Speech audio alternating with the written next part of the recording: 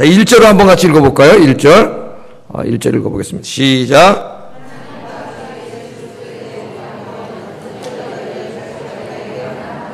아멘. 1절이 이 서신의 저자라든가 또 서신을 받는 수신자들이라든가 이런 것들에 대해서 우리에게 어느 정도 정보를 제공해 줍니다. 짧은 한 절이지만은 하나님과 주 예수 그리스도의 종 야고보가 쓴 거죠. 그러니까 맞아요, 안 맞아요? 예. 흩어져 있는 12지파에게 문안하노라. 누구에게 쓴 거예요? 흩어져 있는 12지파에게 문안한 거니까 이렇게 나옵니다. 그래서 좀 이것을 가지고 조금 공부를 해보겠습니다. 첫째로 이 서신에 자신을 주 예수 그리스도의 종 야고보라고 소개한 이 야고보는 누군가? 그래, 야고보 저자는 자신을 하나님과 주 예수 그리스도의 종이라 그렇게 소개하고 있습니다. 하나님과 주 예수 그리스도의 종 야고보, 그렇게 자기를 소개하고 있어요. 그러나 이것만 가지고는 이 야고보가 어떤 야고보인지 알 수가 없습니다. 왜냐하면 성경에는 여러 명의 야고보가 나와요. 여러 명의. 그래서 뭐 학자들마다 이 야고보다 저 야고보다 뭐 이런 얘기가 있지만은 가장 가능성이 있는 사람을 한 후보군을 3사람 정도로 한번 줄여보겠습니다. 야고보 중에. 그래서 예수님의 12제자 중에 야고보 있어요, 없어요? 몇 명 있어요? 2명. 누가 2명이라고 그랬어요? 성경 지식이 많은 분이에요. 2명 있어요. 그 다음에 또 유력한 야고보 누가 있어요? 성경에서 아주 활동이 사도행전에 많이 나오는 야고보. 예수님의 동생 야고보. 그 3명이 유력한 후보군입니다. 이 셋 중에 한 사람이 아마 이 야고보서를 썼을 거예요. 한 명씩 좀 우리가 점검을 해보겠는데, 먼저 그 예수님의 제자 중에 유명한 야고보, 요한의 형제 야고보 아시죠? 엄마가 유명하잖아요. 예수님 찾아와가지고 당신의 나라가 임하면 우리 야고보는 우편에다가 우리 요한은 좌편에다가 앉혀주세요 했던 그 엄마의 아들, 요한복음을 쓴 요한의 형제인 그 야고보가 있죠. 그 유명한 야고보가 있습니다. 자, 이 야고보가 썼을 수 있습니다. 이 사람이 야고보일 수 있어요. 그런데 이 야고보는 우리 사도행전을 읽어보면, 사도행전 12장을 읽어보면은, 사도행전 12장 1절 2절 읽어보면 어떻게 돼요? 순교당하잖아요. 순교를 당해. 헤롯 아그리파 1세에 의해서 순교를 당합니다. 이 요한과 야고보. 나 막 자기 높은 자리 막 올라가려고 그럴 때 예수님 뭐라 그랬어요? 네가 내가 마시는 잔을 마실 수 있느냐? 그랬더니 야고보가 마실 수 있습니다.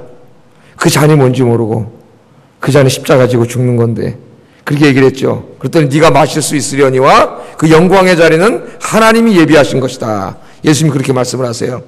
그 잔을 자기가 마실 수 있다 그랬습니다. 그 잔을 마셨어요. 영광의 순교를 했습니다. 이때가 대략 AD 한 44년 정도 돼요. AD 서기 44년. 그런데 이 야고보서는 44년 그 이전에 기록되었을 가능성이 없습니다. 이따 우리가 보겠지만은, 그러므로 이 야고보는 후보군에서 제외가 됩니다. 44년에 죽었기 때문에. 야고보서는 그 이후에 쓰여졌거든요. 그러니까 저자가 될 수가 없어요. 그 다음에 또 한 야고보는 예수님 12제자 중에 어떤 야고보예요? 세베대의 아들 야고보가 또 나오죠.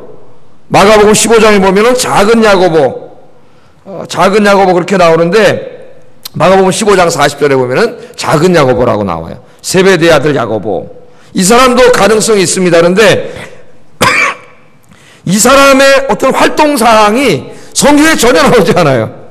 그 소개 외에는. 그리고 또 무슨 이 사람에 대한 기록도 거의 뭐 찾아볼 수가 없습니다. 그래서 이 사람이 저자일 확률도 없습니다. 거의 없어요. 그럼 마지막 가능성 있는 사람 누구예요? 예수님의 동생 야고보. 예수님의 동생 중에 야고보가 있죠. 그런데 예수님의 동생 야고보는 어디에 많이 나와요? 사도행전에 상당히 많이 나옵니다. 베드로가 나중에 이제 그 예루살렘 교회를 떠나서 다른 곳으로 선교하러 떠났을 때에 그 예루살렘 교회의 실질적인 지도자가 되는 사람이 누구냐면은 예수님의 동생 야고보예요. 예수님. 그래서 사도행전 15장에 보면은 사도 바울이 그 율법이 없는 복음, 은혜의 복음을 증거한 것 때문에 유대 그리스도인들하고 충돌이 일어나잖아요. 처음 들으신 얼굴로 쳐다보지 마시고. 사도행전에 나오죠? 제가 몇 년 전에 그 새벽 예배 한 60일 계속 할 때 사도행전을 다 강의를 했는데, 아침에. 그때에 그 사도 바울을 반대하는 그 보수 기독교인들, 유대인들 사이에 충돌이 생기니까 예루살렘 교회에서 그 공회를 엽니다. 최초의 공회예요. 지금으로 말하면 총회를 연 거예요. 이걸 신학적으로 해결해야 되기 때문에 지금같이 정치 싸움 하려고 이 사람들이 모이는 그런 총회가 아니고 실질적으로 교회 안에 복음을 증거해야 되겠는데 이 복음에 대한 의견이 다를 때 이걸 해결하려고 처음으로 모인 거예요. 그때 그 예루살렘 교회의 지도자이면서 이 회의를 주도했던 사람이 예수님의 동생 야고보입니다. 야고보고 나중에 사도 바울이 3차 선교여행을 마치고 예루살렘으로 돌아왔을 때도 유대인들이 막 죽이려고 했더니 바울을 건면해가지고 가서 데려온 사람 할례를 받게 하고 이렇게 중재를 하려고 했던 사람도 다 야고보예요. 사도행전에 보면 예루살렘 교회 중요한 지도자로 부상해서 실질적인 예루살렘 교회의 지도자가 됐던 사람이 예수님의 동생 야고보입니다. 그래서 우리가 이 성경적으로 종합적으로 우리가 고려를 해보면은 야고보서는 누가 썼다고요? 예수님의 동생 야고보가 썼어요. 이걸 어떤 사람은 요한의 형제 야고보가 썼다고 아는 사람이 많아요. 야고보니까 예수님 12제자 중에. 아닙니다, 여러분. 이제 야고보서를 공부했으니까 누가 썼다고요? 예수님의 동생 야고보가 썼어요. 또 우리 그 초대교회 교부들의 글을 읽어봐도 초대교회 그 교부들의 글에 보면은 야고보서의 서신을 일관되게 주의 동생 야고보로 기록하고 있습니다. 특별히 그 헬라어 성경을 4세기 초에, AD 4세기 초에 라틴어, 이 벌게이트라고 하는데, 정말 벌게이트. 우리나라 불가타 성경이라 그래요. 벌게이트 성경, 라틴어 성경으로 번역을 했더니 제롬이라고 하는 사람이 있는데, 이 사람이 야고보서를 정경에 포함시키면서 이 야고보서의 저자를 주의 형제 야고보라고 명확하게 이렇게 표시를 하고 있으니까 교부들이 대부분 그렇게 이야기하고, 또 현대의 야고보서를 연구하는 사람들 중에서 자유주의자들은 논외로하고 지 멋대로 막 이게 성경도 아닌 이런 사람들은 논외로하고, 야고보서를 하나님의 말씀으로 인정하는 대부분의 학자들은 이 야고보서의 저자를 예수님의 동생으로 보고 있습니다. 아셨죠? 오늘 이제 첫째 야고보서의 저자가 누군가? 예수님의 동생 야고보입니다. 사실은 교회에서 한마디만 하면 돼요, 그냥. 그래야 되는데, 오늘 수요일날은 성경 공부하는 시간이니까 좀 신학 공부를 좀 했습니다. 자, 그러면 야고보서는 언제 기록됐는가? 언제? 그게 또 중요하겠죠. 그래야 그 시대적 배경하고 이게 관계에서 연구할 수 있기 때문에. 그래서 이 신학 서론에는 이런 걸 공부하는 거예요. 언제 기록됐느냐? 만일 주의 형제 야고보가 저자라면은 우리는 그렇게 믿는데, 이 야고보는 62년, AD 62년에 순교합니다. 이 예수님의 동생 야고보도. 아까 그 요한의 형제 야고보는 몇 년에 순교했어요? AD 44년에 순교했고, 이 예수님의 동생 야고보는 AD 62년에 순교합니다. 그 유대 역사가 요세푸스의 글에 보면은 그 역사책인데 여기에 나와요. 이게 그 요세푸스는 서점에 가면 팔아요. 4권으로 돼가지고 고대사하고 이렇게 팔아가지고 이난 이 평신도 중에 목사가 아닌 사람 중에서 이 요세푸스를 읽는 사람들을 봤어요. 장로님인데 요세푸스를 다 읽었어요. 벌써 먼저 있던 교회. 보면 성경을 연구하는 배경을 많이 알 수 있습니다. 왜냐하면 동시대를 요세푸스라고는 유대 역사가가 역사적으로 기록해 놓은 거기 때문에 거기에 있어요. 거기에 보면은 AD 62년에 그 사두개파의 우두머리이면서 대제사장인 안나스 2세에 의해서 순교를 하게 됩니다. 이 사람이. 그러니까 그러면 잘 보세요. 62년에 죽었으니까 62년 이후에 기록될 수는 없겠죠. 우리가 이제 확실한 연대를 모를 때 연대를 잡는 그 연구를 하는데 상한선과 하한선을 정합니다. 학자들이 우선. 근데 62년에 죽었으니까 62년 이후에 기록될 가능성은 없잖아요. 죽은 사람은 어떻게 써요? 이거 되시죠? 그러니까 62년 이전에 언제 썼을 거예요. 62년 이전에. 근데 아까 44년에 죽은 그때 쓰여질 수 없다 그랬으니까 그 사이에 언제 썼을 거예요. 그래서 이 명확한 연대를 가지고 이제 논의를 하고 있는데 대략 2가지 정도가 있습니다. 연구자들 간에. 그래서 이 어떤 사람들은 사도행전 15장에 아까 예루살렘 공회가 열렸다 그랬죠. 좀 성경 좀 많이 읽으세요, 올해. 예? 아, 사도행전 공회, 그럼 머리 팍팍팍 들어오고 좀, 이 정도 성경 지식이 있어야 돼요. 그 예루살렘 공회가 열려서 아까 바울 복음과 그 골수 유대교, 그래서 예수 믿은 사람들과의 그 차이가 있어서 회의를 열어가지고 이걸 해결했다 그랬잖아요. 그 회의가 열린 게 대략 한 AD 49년 정도 돼요. 49년 정도, 48년에서 49년 정도 됩니다. 그 언저리에 쓰여졌을 거라고 생각하는 사람들이 있어요. 많은 신학적인 이유를 댑니다. 뭐 여기 오늘 다 그걸 할 수는 없고요. 그렇게 주장하는 사람들이 한 사람 있고, 또 한 부리 학자들은 그게 아니라 야고보서가 죽기 전인 62년 언저리에 쓰여질 것이라고 주장하는 사람들이 있어요. 그런데 이 여러 가지 상황을 볼 때 62년 언저리에 쓰여질 확률이 높습니다. 저는 62년 언저리에 쓰여졌다고 보고 있는데, 왜냐하면은 이 야고보서의 내용이 베드로전서의 내용하고 상당히 흡사한 부분이 많아요. 베드로전서. 그러니까 로마의 어떤 그 제국에 의한 기독교의 박해가 공식적으로 공식화되진 않았지만 물밑에서 점점 강화되고 있던 그런 시기. 그래서 교회를 다니고 이 기독교를 믿는다는 게 그 자체가 핍박과 환란인 그런 시기. 그런 시기에 쓰여진 게 베드로전서. 그것도 이제 한 60네로고 근간을 해서 쓰여졌거든요. 네로가 등극하기 조금 전에 비슷한 시기에 쓰여졌어요, 내용이. 그래서 그런 걸 여러 가지로 검토해 볼 때 62년에 죽었는데 그 죽기 직전에, 그러니까 한 뭐 60년 정도에서 61년 사이 뭐 그 정도의 이 성경이 쓰여졌어요. 아셨죠? 쓰여졌습니다. 그러면은 누구에게 쓰여졌느냐? 누구에게 쓰여졌느냐? 누구라 그랬어요? 아까 수신자가 나오잖아요. 흩어져 있는 12지파, 그렇게 이 편지를 보내는 사람들을 흩어져 있는, 이제 헬라어로 보면 디아스포라라고 나와요. 디아스포라. 옛날에 유대인들이 나라를 뺏긴 다음에 자기 고국을 떠나서 여러 군데 흩어져 살았죠. 그 유대인들이 외국에 다른 나라 가서 흩어져 살고 있던 공동체를 디아스포라라 그래요. 이걸 우리말로 번역할 때 지금 흩어져 있는, 그렇게 번역을 하고 있는데, 흩어져 있는 12지파다. 12지파다. 그렇게 소개를 하고 있습니다. 여기에는 뭐 지역이 나와요, 안 나와요? 지역이 안 나오잖아요. 어디 흩어져 있는지. 예? 지역이 안 나오기 때문에 이것만 가지고는 여기 12지파가 누구를 지칭하는 것인지 잘 알지 못합니다. 그러니까 대략 두 가지 견해가 있어요. 두 가지 견해가 있습니다. 하나는 흩어져 있는 12지파를 예루살렘 외곽에 있는, 이제 사도행전을 읽다 보면은요, 예루살렘에 핍박이 일어나니까 예루살렘 교인들이 흩어지죠. 예루살렘을 떠나서 막 북쪽으로 올라가면서 어떻게 해요? 전도를 해가지고 교회를 막 세워요. 안디옥 교회도 세워지고 막 참 대단한 사람들이에요. 우리가 그 영성을 다 잃어버렸어요, 지금. 다 교회를 세워나가. 그래서 거기에 이렇게 어떻게 돼요? 유대인들이 흩어지면서 전도를 해가지고 교회가 세워져요. 그 사람들, 12지파라 그랬으니까 그 흩어져 있는 유대 기독교인들, 유대인이면서 기독교인들을 의미한다. 그렇게 주장하는 사람들이 있어요. 그렇게 주장하는 사람들이. 또 한 사람들은 그게 아니고 여기 흩어져 있는 12지파라고 하는 것은 상징적인 의미로, 그 당시엔 다 로마 제국이니까 로마 제국 전역에 흩어져 있는 모든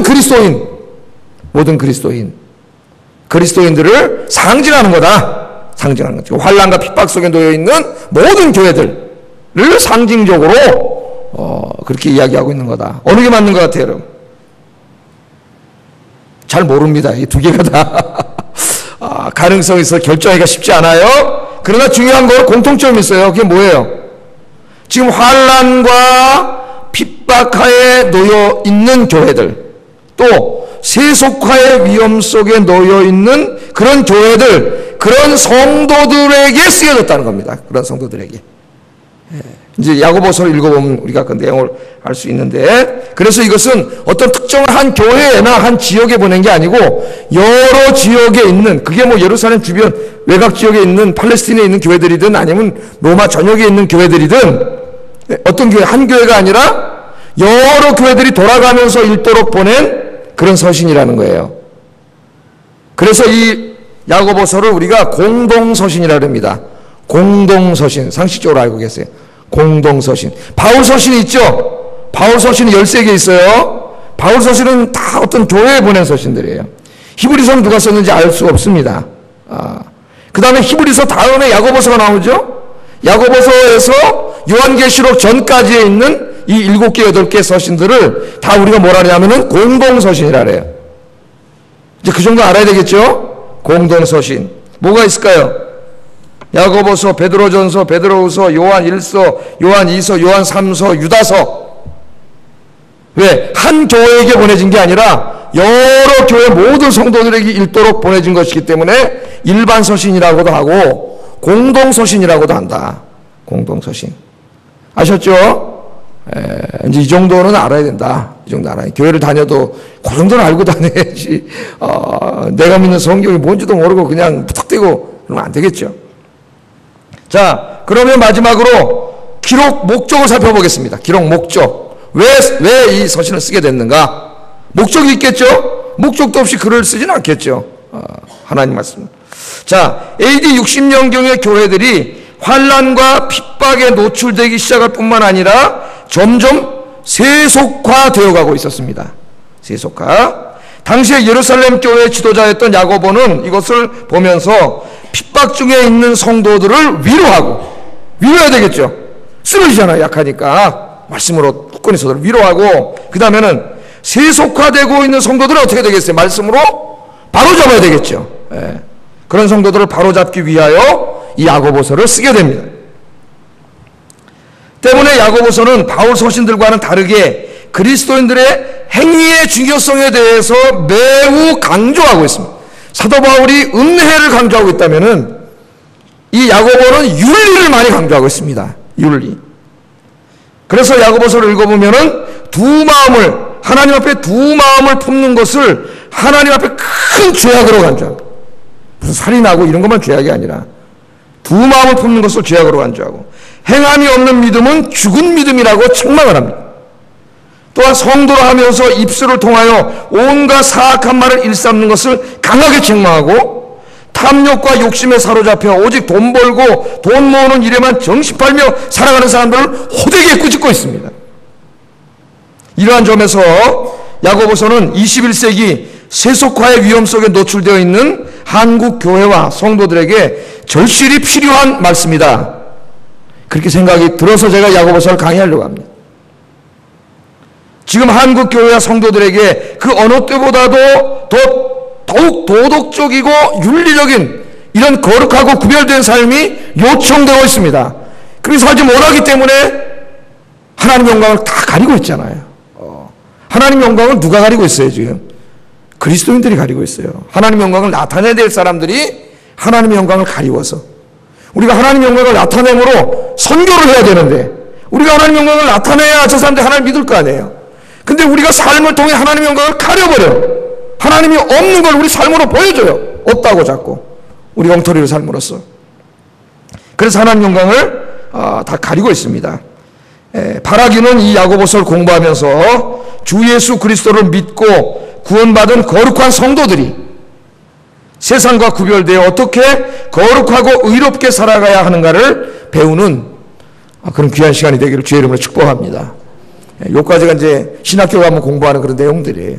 이걸 조금 제가 간단하게 말씀드렸습니다. 그럼 이제 본문으로 좀 들어가 보겠어요. 본문에. 오늘 제가 설교의 제목은 시험을 당하거든 온전히 기뻐하라. 그렇게 정해봤습니다. 돈을 많이 벌거든 온전히 기뻐하라. 그러면 너무 쉽게 이게 무슨 말인지 알겠는데 그런 게 아니고 뭐예요? 시험을 당하거든 온전히 기뻐하라.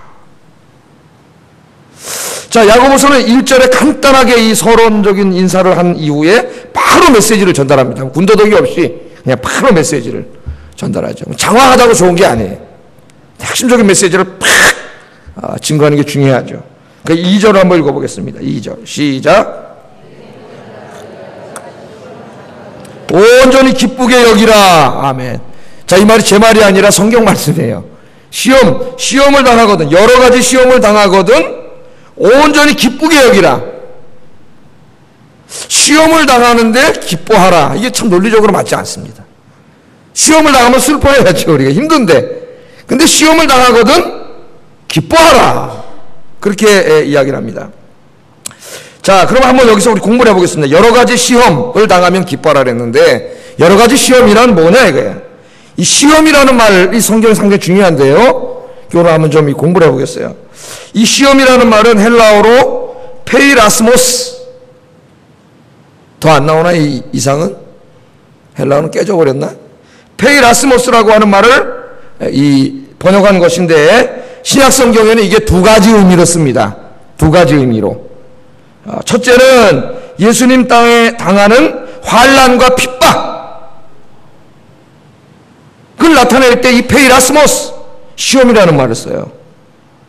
또 하나는 마귀가 우리 마음속에 가져다주는 유혹. 그거 있죠. 죄짓게 하고 막 세상을 사랑하게 하고 음란하게 하고 하는 이런 유혹. 이런 유혹을 이야기할 때도 페이라스모스를 써요. 페이라스모스를.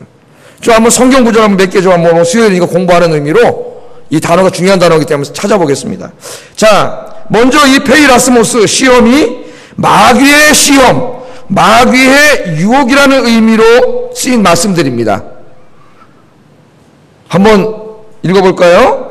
마가복음 6장 13절. 우리를 시험에 들게 하지 마옵시고. 어디 나오는 거예요? 주기도문에 나오는 거잖아요. 그때 이 시험은 temptation이에요. temptation. 유혹. 그러니까 마귀가 우리 마음속에 들어와서 우리를 유혹해가지고 그 시험에 넘어가지 않게 해주세요. 이렇게 기도하라는 거죠, 우리가. 여러분 그럼 기도하세요? 그럼 기도하셔야 돼요. 안 그러면 마귀가 우리를 자꾸 쓰러뜨려요. 또 마태복음 26장 41절과 병행 구절들을 보면 시험에 들지 않게 깨어 기도하라. 예수님이 그랬죠. 이 시험이 뭐예요? 마귀의 유혹. 들지 않도록 어떻게 해야 된다고요? 깨어서 기도해야 돼요. 안 그러면 마귀의 유혹에 빠져요, 사람. 그 다음에 디모데전서 6장 9절 같이 한번 읽어보겠습니다. 시작.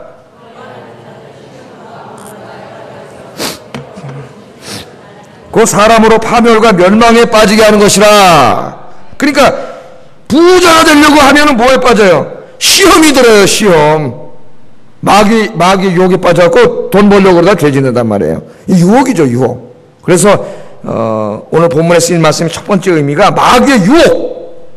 이 페이라스모스는 이런 의미로 성경에 많이 씁니다. 근데 또 한 가지 의미가 있어요. 또 한 가지. 그건 뭐냐면은 환난과 핍박을 뜻하는 시련. 믿음의 시련이라는 의미로도 쓰여요. 믿음의 시련. 누가복음 8장 3절 한번 읽어보겠습니다. 시작. 예, 이 씨 뿌리는 자 비유를 얘기할 때에 이 가시밭에 씨를 뿌린 자는 시련이 뭐예요?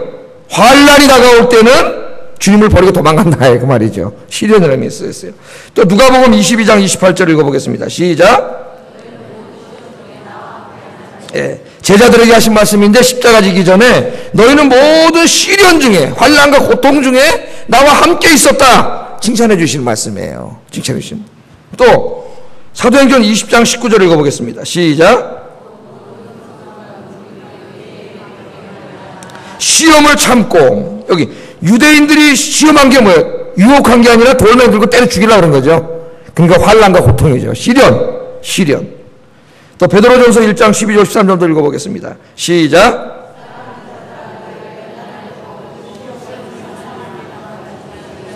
오히려 너희가 그리스도의 고난에 참여하는 것으로 즐거워하라. 이는 그의 영광을 나타내실 때에 너희로 즐거워하고 기뻐하게 하려 함이라. 아멘. 너희를 연단하려고 오는 불시험. 불자가 붙었잖아요. 불시험 뭐예요? 환난과 핍박. 아주 무시무시한 환난과 핍박을 말하는 거죠. 예.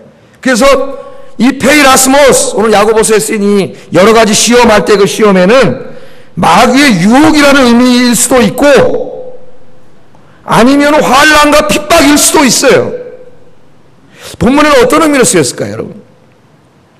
여기 보니까 온갖 종류의 시험이라고 했으니까 이 두 가지 의미를 다 포함한다고 볼 수 있습니다. 두 가지 의미를 포함한다고 볼 수 있어요. 시험이라고 하는 것은 외적인 환경으로부터 오는 환난과 핍박뿐만 아니라 마귀가 가져오는 온갖 세상적인 유혹, 이 두 가지를 다 포함합니다. 그래서 여러분 요한계시록 13장에 보면은 악한 마귀가 우리를 쓰러뜨리려고 할 때에 이 두 가지를 다 사용하죠. 요한계시록 13장을 보세요. 하나는 무시무시한 이 머리가 7개 달린 용의 모습으로 나타나고 하나는 아주 이쁜 어린 양의 모습으로 나타나요. 그래서 이 요한계시록 13장을 읽어보면은 이 그 당시에 마귀가 교회를 부숴버리려고 할 때에 첫째는 로마라고 하는 강력한 정치력과 군사력을 동원해가지고 교회를 핍박하고 잔해하는 방법을 하나 썼고, 또 한 가지는 뭐냐면은 로마가 가지고 있는 엄청난 경제적인 풍요와 그 화려한 문화를 동원해가지고 성도들을 싹 미혹하는 전법을 다 썼어요. 근데 교회가 언제 더 무너지는지 아세요? 환난과 핍박보다는 이 시험에 무너집니다. 유혹에 더 많이 무너져요. 그래서 이 두 가지를 마귀가 다 사용하는 방법이고, 야고보서에는 시험이 두 가지 의미로 다 사용됩니다. 그런데 여러분 주의할 게 있어요. 그런데 오늘 우리가 읽은 1절, 이제 2절, 3절, 4절 본문을 시작할 때에는 이 두 가지 의미가 있지만은 이 2절, 3절, 4절의 말씀 속에서는 이 시험이 시련이라는 의미로 사용되고 있어요. 시련. 이제 다음에 이제 12절 가면은 거기는 유혹이라는 의미로도 사용이 되는데, 여기서만큼은 믿음의 시련에 대해서 훨씬 더 많은 것을 이야기하고 있습니다. WBC 그 야고보 주석을 쓴 랄프 마틴이라고 하는 교수, 제가 이게 플로에서 같이 공부를 했던 교수인데, 이 교수하고 또 프랭크 틸만이라고 하는 유명한 그 교수가 있어요. 이분들은 다 그렇게 해석을 하고 있습니다. 자, 그러니까 AD 60년경을 살고 있던 성도와 이 교회들 두 가지 다 위험에 속해 있었는데, 먼저 야고보가 인사말을 하면서 지금 쓰고 있는 것은 환난과 핍박을 당하고 있는 성도들을 먼저 위로하고 있는 거예요. 무슨 말인지 알겠죠? 이 단어에는 두 가지 의미가 다 있다 이거예요. 그런데 이제 이 서신을 시작하면서 먼저 누구에게 초점을 맞추고 있다는 거예요. 환난과 핍박을 당하고 있는 성도들. 왜 환난과 핍박을 당하고 있죠? 도둑질해가지고 나쁜 짓 해서? 아니죠. 왜? 신앙의 가치를 지키다가 믿음의 가치를 지키려고 했기 때문에, 누구보다도 하나님을 더 잘 믿으려고 했기 때문에, 그 일 때문에, 신앙 때문에 환난과 핍박을 당하고 있는 그 사람들에게 지금 이야기하고 있습니다. 여기 보면은 이 환난과 핍박에 있는 사람들에게 뭐라 그래요? 온전히 기쁘게 여기라. 니네가 지금 여러 가지 환난과 핍박을 받고 있는데 내가 안다는 거예요. 그런데 그거 너무나 힘들죠. 막 매 맞고 감옥에 가고 뭐 직장에서 쫓겨나고 조롱당하고 지금 이런 걸 당하고 있는데, 그런 여러 가지 환난과 핍박을 당하고 있는데 그 사람들을 위로하려고 하는 사람이, 야 너는 힘 많이 들지, 당신도 힘 많이 들죠, 조금만 힘내세요, 그런 게 아니라 기뻐하라는 거예요. 기뻐하라. 온전히 기뻐하라. 그게 위로의 말이에요. 온전히 기뻐하라. 참 대단한 것입니다, 여러분. 하나님이 아니면 이런 말씀을 할 수가 없어요. 자, 여기 보면은 온전히 기뻐하라 그랬습니다. 온전히 기뻐하는 건 뭐예요? 그냥 기뻐하지도 않고. 앞에 말씀은 뭐라 그랬어요? 여러 가지 시험을 당하거든 온전히 기뻐하라. 그러니까 앞에 말씀과 연관해서 해석을 하면은, 여러 가지 시험을 당하면은 그 여러 가지 시험을 당하는데 그 시험마다 다 기뻐하라는 거예요. 다 기뻐하라. 여러분 기뻐하시기를 주의 이름으로 축복합니다. 데살로니가전서 5장에 보면 항상 기뻐하라, 그렇게 말씀을 하고 있어요. 우리는 종종 설교를 들으면서 그리스도인들은 항상 기뻐해야 된다, 그런 설교를 듣습니다. 항상 기뻐해야 된다. 그래서 기뻐할 수 없는 상황 가운데서도 억지로 기뻐하려고 노력합니다. 그렇죠, 여러분? 항상 기뻐하라 그랬으니까 노력을 해요. 물론 하나님의 말씀에 무조건 순종하여 어떠한 상황 속에서도 기뻐하려고 노력한다면 그 신앙은 참 복된 신앙입니다. 그런데 왜 기뻐해야 합니까, 여러분? 왜 환난과 핍박 가운데 기뻐해야 되죠? 도대체 우리는 왜 이런 시험 가운데서도 기뻐해야 됩니까? 그 이유가 도대체 무엇입니까?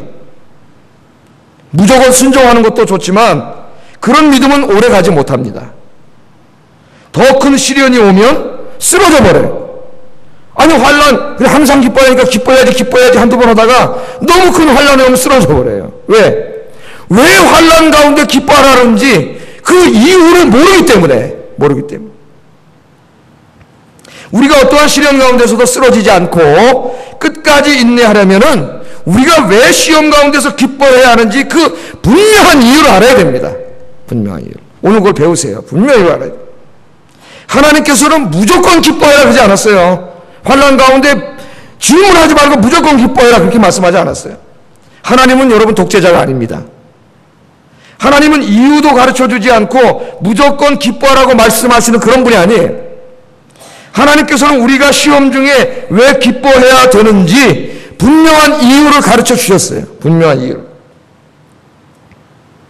그렇기 때문에 우리가 시험 가운데서도 환난과 핍박 가운데서도 불평하고 원망하지 않고 기뻐하려면은 왜 기뻐해야 되는지 그 이유를 어떻게 해야 돼요? 알아야 돼. 알아요. 이게 안다는 게 참 중요해요. 안다는 게. 이 환난과 핍박을 통해서 하나님이 내 인생의 뜻하신 바가 뭔지, 그 섭리가 무엇인지를 알아야 돼요.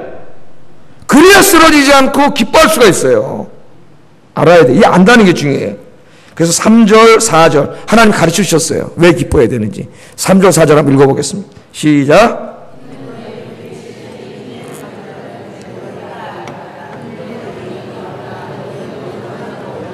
조금도 부족함이 없게 하려 함이라. 아멘. 여러분 거기다가 동사 중에 알미라, 안다, 거기다 줄 쳐보세요. 안다, 안다.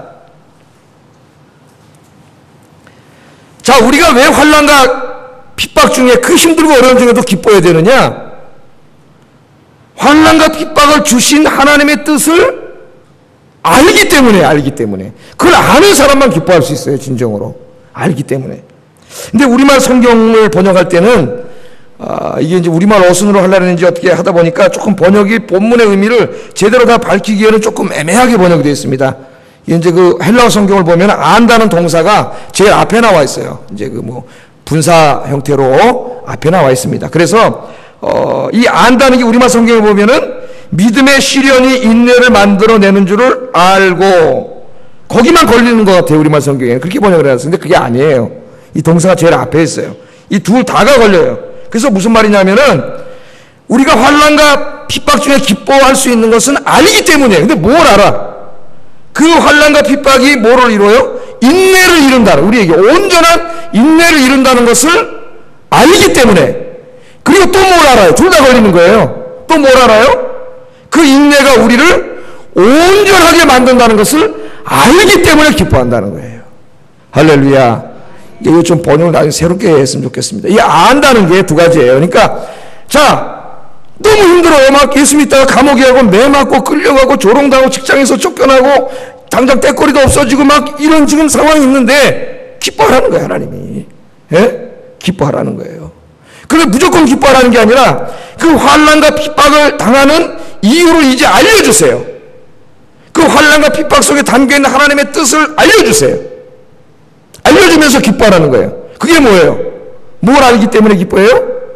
이 환난이 너희로 하여금 인내를 이루게 하고, 또 그 인내는 너희를 하나님 앞에 신앙과 인격이 온전한 사람으로 만든다는 거예요.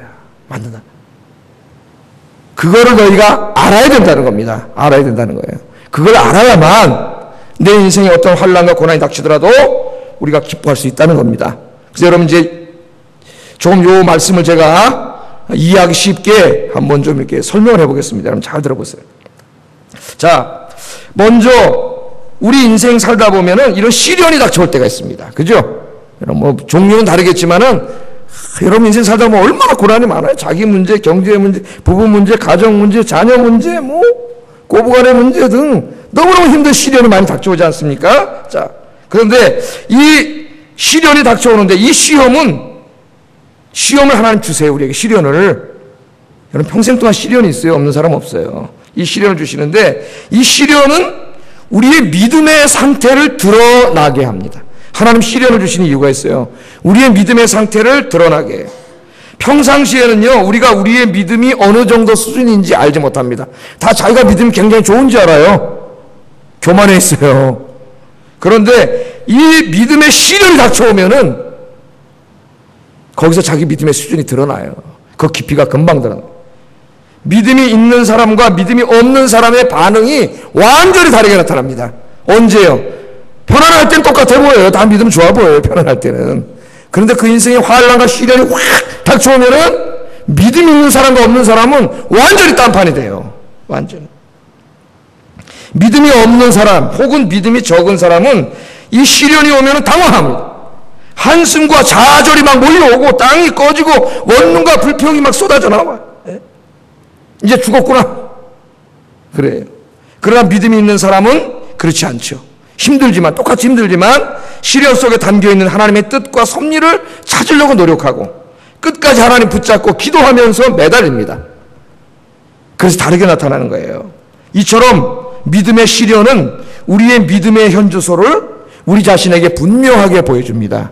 분명. 여러분, 자기의 믿음의 수준을 점검하려면 시험을 봐야 돼요. 시험이 닥쳐올 때 내가 어떻게 반응하고 있는가가 자기의 믿음의 수준입니다. 여러분 좀 다 경험하고 계시잖아요. 힘들고 어려울 때 어떻게 하세요? 아이고 죽었다 이제 난 큰일 났다 그냥 그러면서 땅을 치고 하나님 왜 이러십니까? 그러면서 저 사람 원망하고 저 사람 원망하고 남편 원망하고 그런 믿음이 어떤 거예요? 형편없는 거예요. 그런데 시험이나 시련이나 환난과 핍박이 어려움이 올 때 물론 나도 힘들지만은 그 가운데서 기도하면서 하나님의 뜻을 찾고 기도하고 하나님께 매달리고 있다면은 수준이 좀 있는 분이에요. 믿음의 내공이 많이 쌓인 분이에요. 믿음이 큰 분이에요. 여러분 다 아실 거예요. 지금 여러분 믿음의 상태가 어떤 수준에 있으세요? 어떤 수준에? 여러분 우리 영어 실력을 알려면은 자기 실력을 알려면은 어떻게 알아요? 시험 보면 알아요. 시험 보면. 그래서 학교에서 시험을 봐야 돼요. 근데 우리나라에서 자꾸 저 전교조의 운동하면서 시험 없애기 운동을 해가지고 난 세계에서 그런 놈의 교육을 해야 된다는 건 처음 들어봤습니다. 지금 미국에서 애들 하다 보니까요.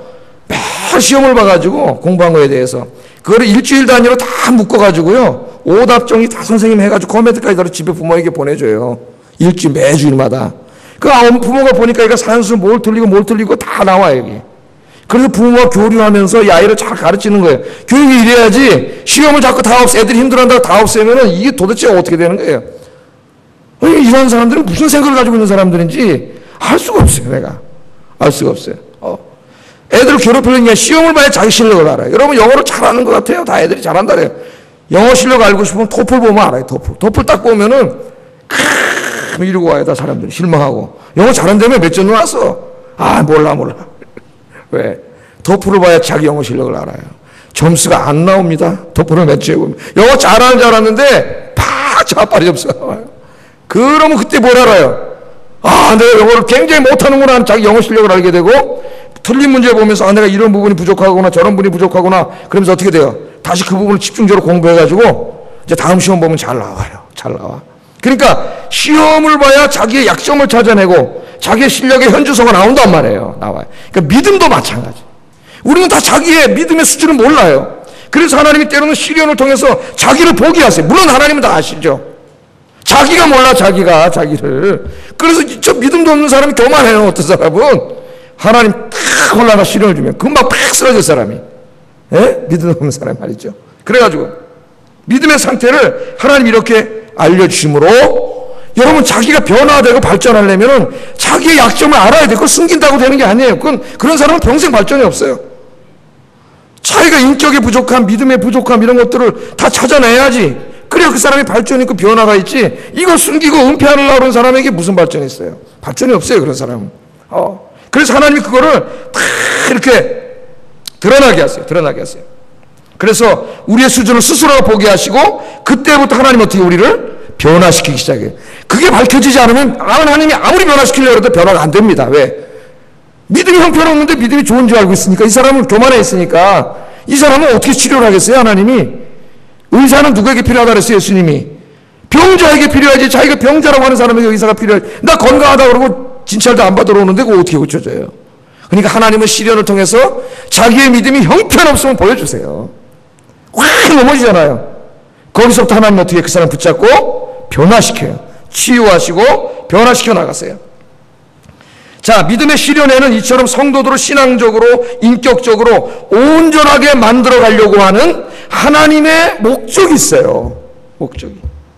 하나님께서는 믿음의 시련을 통하여 이루고자 하시는 우리에게 필요한 어떤 영적인 자질 그런 걸 만들려고 하십니다. 그 영적인 자질을 오늘 야고보가 뭐라 하냐면은 인내라 그래. 인내. 그래서 아까 시련이 뭘 난다 그래요? 인내를 난다. 인내라는 간단하게 말하면은 영적인 체력이라고 할 수가 있겠습니다. 영적인 체력. 여러분 운동선수가 운동을 잘하려면 뭐가 있어야 돼요? 우선적으로. 기술도 있고 다 있어야 되지만 그것 갖고는 안 돼요. 뭐가 있어야 돼요? 체력이 있어야 돼요. 제가 지지난주에 한 몇 달 만에 또 한번 공을 차러 갔다가 4쿼터를 2시간을 다 뛰어버렸더니 뛰다가 말이죠. 뛰다가 다리에 힘이 빠지면서 나도 모르게 주저앉아 버렸어. 운동을 안 하니까. 체력이 다 고갈라가지고 깜짝 놀랐습니다. 안 그랬었는데 매일 뛰다가 주저앉아가지고 이제 축구 하기가 싫어. 저 뛰기가 싫어요. 이게 체력이 고갈라. 그러니까 기술이 좋고 아무리 소용없어요. 뭐가 있어야 돼? 일단은 체력이 좋아야 돼요. 이 영적인 체력이나 마찬가지예요. 영적인 체력. 믿음이 약한 사람은 처음에는 조금만 시련이 닥쳐와도 참지 못합니다. 인내가 없기 때문에, 영적인 체력이 없기 때문에 푹 쓰러져 버려요. 원망하고 불평하고 주저앉고 그렇습니다. 그러나 그 연약함을 통하여 자기 자신의 믿음의 수준을 알게 되고 다시 정신 차려서 하나님 붙잡고 기도하고 매달리게 돼요. 그럼 믿음의 체력이 어떻게 돼요? 믿음이 조금씩 성장해가요. 예? 믿음의 체력이 이게 붙어가기 시작하는 거예요. 성장해가요. 그래서 다음번에는 그 정도의 시련이 오면은 쓰러져요, 안 쓰러져요? 안 쓰러져요. 왜? 이미 인내가 있잖아요. 믿음의 체력이 있어서 그까지 정도는 이겨나가요. 근데 조금 더 센 놈이 오면은 또 이래. 또 쓰러질라래. 그럼 또 그때 부족함을 깨닫고 또 매달리고 기도하면은 그만큼 또 믿음이 자라는 거죠. 영적인 체력이 또 강건해지는 거예요. 그래서 자꾸 뭐가 쌓여요? 인내가 쌓이는 거예요. 인내가. 영적인 체력이 강해지는 거예요. 그래서 인내를 이루고 그 인내를 어떻게 하라 그랬어요? 온전히 이루라 그랬잖아요. 온전히. 인내도 수준이 있어요. 여러분, 수준이. 예? 10분 뛰고 지치는 사람이 있고 20분 뛰고 지치는 사람이 있고 2시간 뛰어도 안 지치는 사람이 있어요. 저희 금은섭이는 2시간 뛰어도 안 지쳐요. 저 사람. 힘이 남아서 그 다음 또 뛰어. 체력이 좋아가지고. 체력이. 자, 그러니까 인내는 뭐냐면은 이 극심한 고난 가운데서도 그 고난을 믿음으로 참아내면서 그 고난을 이겨나가고 하나님께 기도하는 그런 영적인 체력이에요. 하나님 그걸 갖기를 원하세요. 우리가 그냥 햇빛이 탁 쬐고 산들바람이 불고 탁 산산한 봄날에 그런 데서만 맨날 신앙생활하고 차차차차 하는 이런 사람이 아니라 세찬 폭풍이 불어오고 햇빛이 내려 쬐고 풍랑이 일고 그런 가운데서도 쓰러지지 않는 이런 믿음의 용사. 그래서 여러분 예레미야서 생각나시죠? 예레미야가 힘들다고 자빠져가지고 이제 그만하겠다니까 하나님 뭐라 그랬어요? 야 이놈아, 내가 너를 누구와 함께 달리는 자로 만들라 그래요? 말과 함께 달리는 자로 만들려고 그러는데 너 고까지인데 보행하는 자랑 함께 가다 쓰러지면 네가 어떻게 되겠느냐 하나님 그러잖아요. 혼났습니다. 하나님 앞에 힘들다 그러다가 하나님 일하다가요 조금 힘들다고 간두겠다 그랬다가 여러분 그런 소리 하지 마세요. 하나님한테 혼나요. 하나님이 무슨 너 그래 힘들지 그만해 그런지 아세요? 에레미야한테 가서 이런 한심한 놈, 내가 너를 말과 함께 뛰는 사람으로 만들려고 계획을 세우고 있는데 너는 보행자와 함께 걸어가는 거 그걸 힘들다 그러면은 어떻게 하느냐? 그렇죠? 네가 저 요단강이 콸콸 넘칠 때 그때 거기서도 건너갈 수 있는 사람으로 나는 만들려고 그러는데 너는 저 잔잔한 물가 앞에서 힘들다 그러면 어떡하냐? 하나님이 혼났어요. 에레미야 앞에. 그래서 하나님 우리 어떻게 이 인내가 더 온전한 인내를 하나님 이루기를 원하세요. 어떤 환난과 핍박이 몰려오고 어떤 바람이 불고 어떤 풍랑이 일어날지라도 거기에 쓰러지지 않고 딱 참아나가면서 여러분 끝까지 하나님 붙잡을 수 있는 그런 인내를 여러분 소유하기를 주의 이름으로 축복합니다.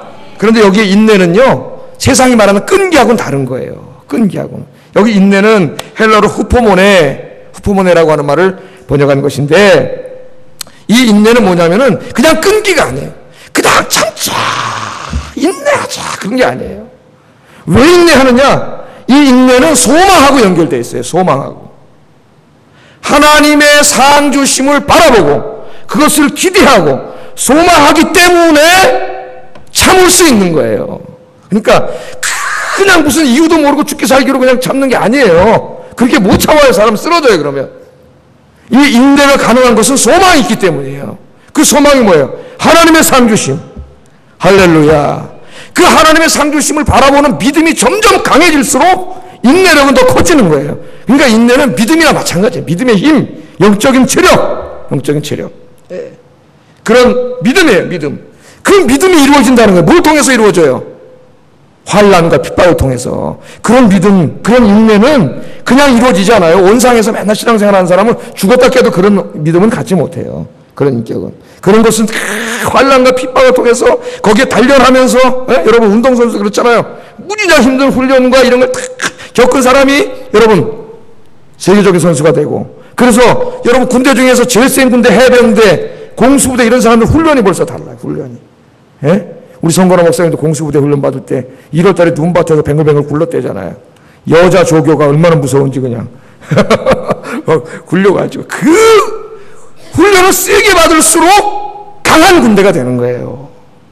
그러니까 여러분, 나는 왜 이렇게 인생에 연단이 많지? 환난이 많지? 감사하세요. 하나님이 여러분을 영적인 해병대로 만들고 계시는 줄로 믿습니다.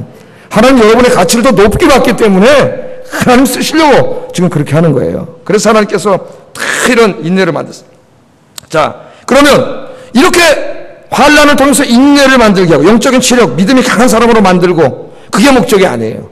더 궁극적인 목적이 있다고 하나님. 그렇게 하면 하나님이 궁극적으로 우리에게 원하는 게 뭐냐? 이루시려고 하는 목적이 뭐냐? 그건 하나님의 비전이에요. 우리를 향하신 하나님의 비전. 그게 뭐냐? 4절입니다. 4절 읽어보겠습니다. 시작.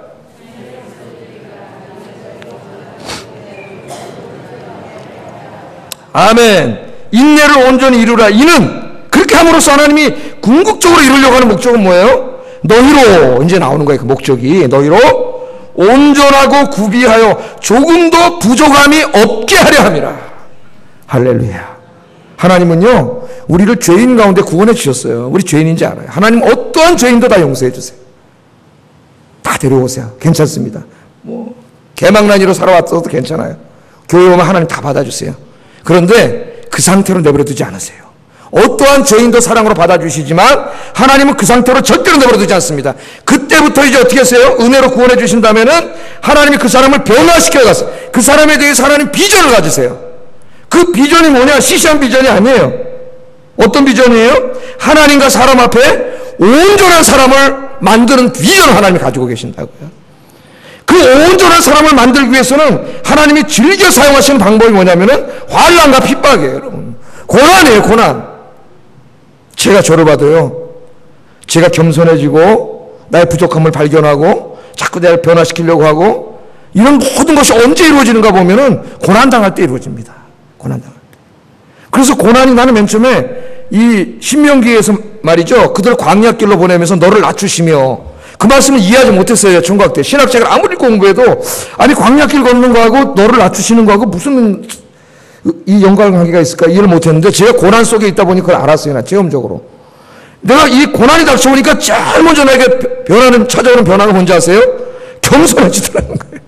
내가 대단한 줄 알았는데, 내가 별거 다 할 줄 알았는데 이 딱 절망에 딱 부딪히고 보니까 아무것도 안 해더라는 거예요. 할 수 있는 게 없더라는 거예요.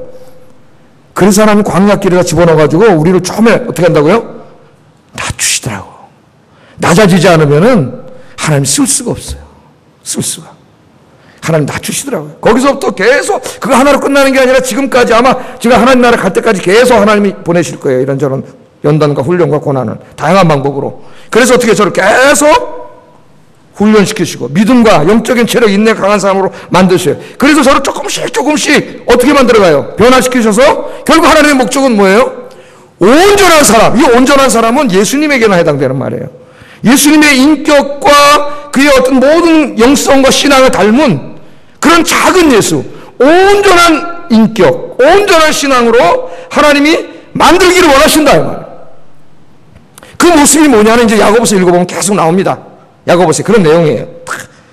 뭐 온전한 사람이나 세상적인 기준으로 사람들을 차별하지 않는 사람, 가난한 사람들을 돌보는 사람, 입술로 죄짓지 않는 사람, 세상을 사랑하지 않는 사람, 돈 벌려고 탐욕과 욕심을 부리지 않는 사람, 믿음과 삶이 일치하는 사람, 예수님의 강림을 기다린 사람, 급히 분내지 않는 사람, 기도하는 사람, 이 야고보서를 공부해 나갈 거예요. 온전한 사람이 누군지 쫙 우리 삶의 모든 부분에서 참 놀랍습니다.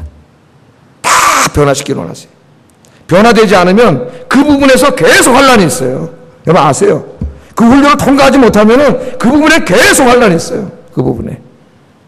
왜? 하나님은 변화시키는 게 목적이지 환난이 목적이 아니에요. 깨닫지 못하니까 계속 주시는 거예요.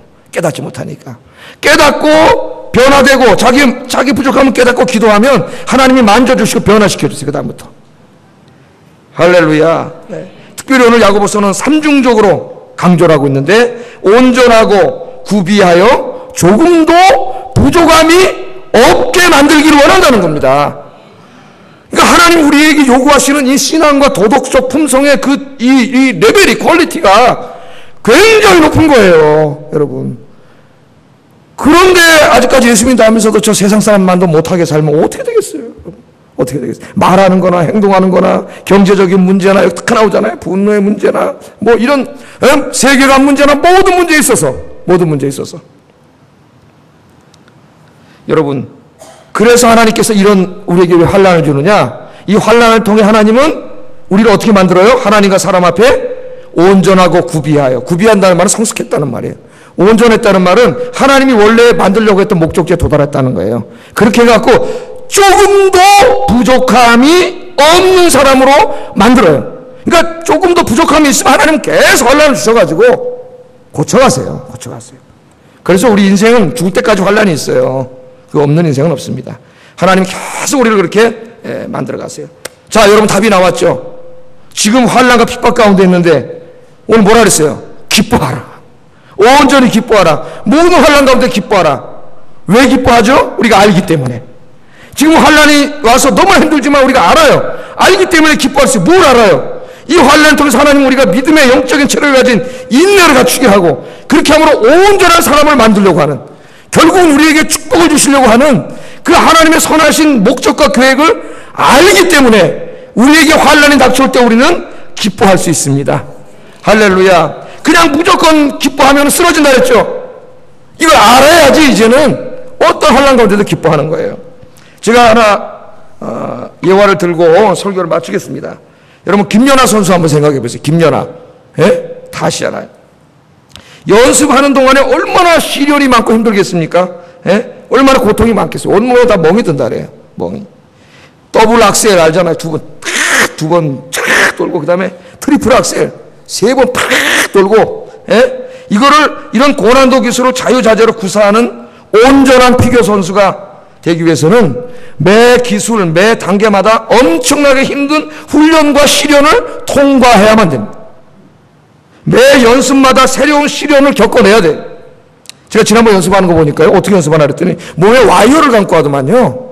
와이어를 감고 매달아 놔가지고 픽 하늘에 맨 처음에 하다가 뇌진탕 일어나 죽을 수가 있잖아요. 몸에 와이어를 맨 채 점프 회전을 하루에도 수도 없이 하다가 넘어지고 깨지고 온몸이 멍들고 타박상 있고 통증을 느끼고 새로운 기술의 시도를 할 때마다 계속 힘든 일을 반복해야 되는 거예요. 언제까지? 온전해질 때까지. 그러나 김연아 선수는 그 힘든 일을 하면서 어떻게 해요? 힘들지만 기뻐해요. 왜? 그 힘든 일만 한다면 왜 기뻐하겠어요? 벌 받아서 한다면은 왜 기뻐하죠? 자기가 왜 이 힘든 일을 해야 되는지를 알기 때문에. 왜 감독이 그런 일을 시켜요, 지금? 온전한 선수가 돼가지고 올림픽에 나가서 금메달 따는 선수가 되게 하기 위해서. 할렐루야. 그걸 알기 때문에 힘들어도 돌고 넘어지고 계속 하는 거예요. 온전한 선수가 되기 위해서는 끊임없는 시련과 인내가 있어야 합니다. 힘든 훈련을 잘 참아낼 수 있는 인내가 필요한, 처음에는 인내가 없어서 포기하려고 하지만은 자꾸 반복되는 훈련과 시련을 통해서 인내심이 점점 강해지고 나중에는 어떤 훈련과 시련도 이겨낼 수 있을 만큼 강한 인내심을 갖추게 되고, 그 가운데 계속 연습하다 보면은 모든 고난도 기술을 자유자재로 구사할 수 있는 온전한 피겨 선수가 돼가지고 이번에도 소치 올림픽에서 금메달을 따게 될 줄로 믿습니다. 힘들다가 놀면 못 따는 거예요. 하나님께서 우리들을 온전한 사람을 만드는 방법이 이와 같다는 겁니다, 여러분. 하나님께서는 믿음의 시련을 통해서 우리의 믿음의 실력을 객관적으로 보게 하시고, 그리고 온갖 시련을 다 동원하여서 우리가 하나님의 훈련을 잘 받을 수 있는 인내라고 하는 이런 덕목을 갖게 하시고, 그리고 인내를 동반한 훈련을 통하여 예수님 닮은 온전하고 구비하여 부족함이 없는 하나님의 자녀로 만들어 가시고 계십니다. 그걸 알 때 기뻐할 수 있는 거예요. 똑같은 말씀이 로마서 5장 3절 4절에 나와 있어요. 같이 한번 읽어보겠습니다. 시작. 연단은 소망을 이루는 줄을 알미니라. 여러분, 이제 우리에게 하나님이 환난과 고난을 허락하시는지 알겠죠? 이걸 모르는 사람, 내가 예수 믿는데, 내가 기도하는데, 내가 교회 다니는데 왜 나에게 환난과 고난이 오지? 그러면서 하나님 원망하고 나 교회 안 다녀. 교회 떠난 사람 많아요, 여러분. 왜 그럴까요? 모르기 때문에. 한두 번은 참았어요. 그 사람 인내했어요. 모르니까 쓰러지는 거예요. 이제는 우리는 모르는 자가 아니요 분명히 알았습니다. 할렐루야. 왜 하나님 나라에게 고난을 주시는지 우리는 분명히 알았어요. 이제 우리가 정리하고 기도하겠습니다. 모든 성도의 삶에는 반드시 고난이 있습니다. 그리고 모든 고난에는 우리를 향하신 하나님의 선하신 뜻이 있습니다. 그것이 외적인 환난과 핍박이든 내적인 시험이든 하나님께서는 이 모든 시련을 사용하셔서 우리를 온전한 사람으로 만들어 가십니다. 믿음의 시련과 시험이 닥쳐올 때에 우리를 향하신 하나님의 뜻을 분명히 알고 시련 가운데서 인내하며 시련을 통해 이루어질 여러분의 온전하고 영광스러운 모습을 기대하면서 오늘도 감사하며 승리하는 여러분 되기를 주의 이름으로 축복합니다. 기도하겠습니다.